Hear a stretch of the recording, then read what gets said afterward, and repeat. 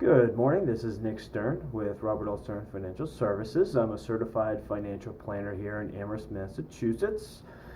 Thanks for tuning in. I appreciate it. So I was out golfing the other day, and a couple of my good friends were sort of poking fun at me that I always say how nice the weather is and how good it is for golfing. But you know what? It is. The weather is good, and it is good for golfing. But I hope it's benefiting all of you, and you're enjoying the nice, hot summer that we've been having. So for July's topic discussion, I wanted to very briefly go over purchasing versus buying a car, purchasing versus leasing a car.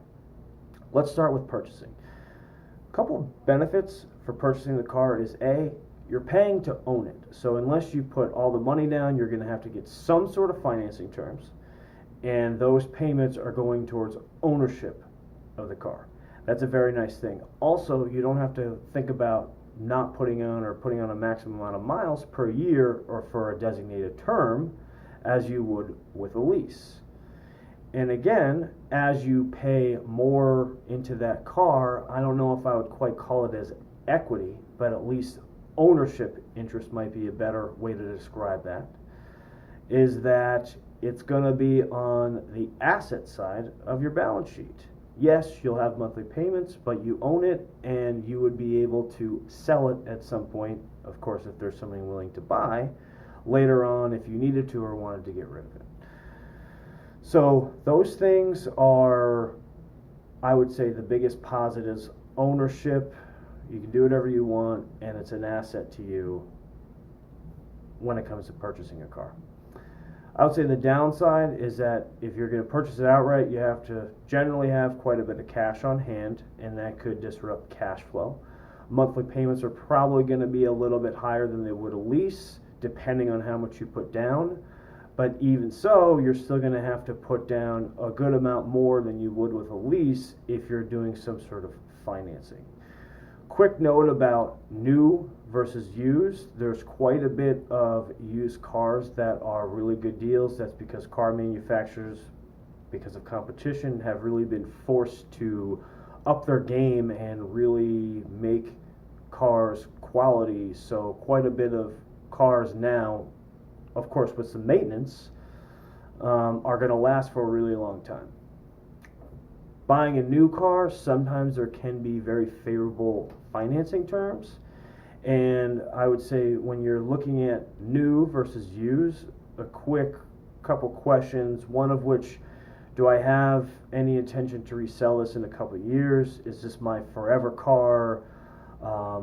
What's the warranty look like if there is one on the used? Of course, with the new, there's most likely going to be some sort of built-in warranty.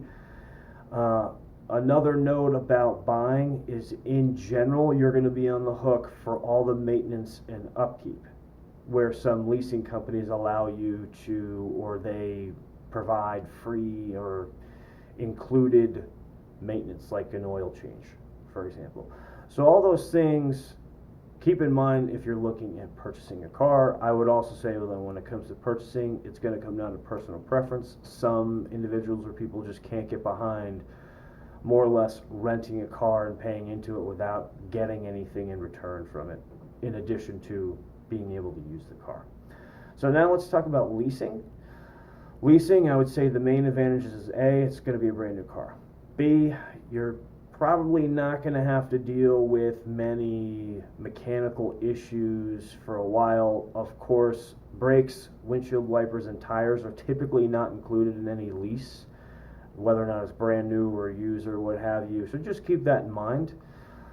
The monthly payment or your payments are most likely going to be a fair amount less, and that's because you're leasing it, you're not paying for ownership, so you're just paying for the whatever the dealership determines as far as the value that you're going to be taking during the time of that car before they get it back, so that they can make their money and resell it down the road at a reasonable cost.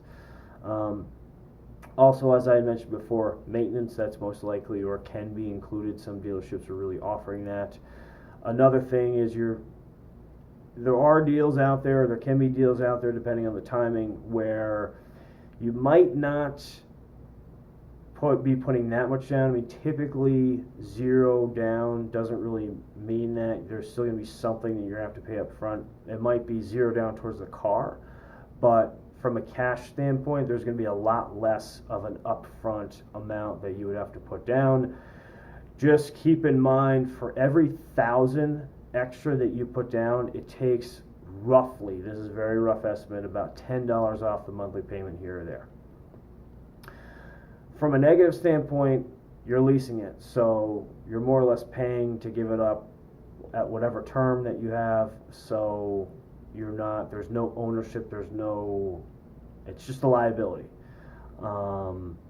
So that's something that people really tend to stray away from or don't like leasing.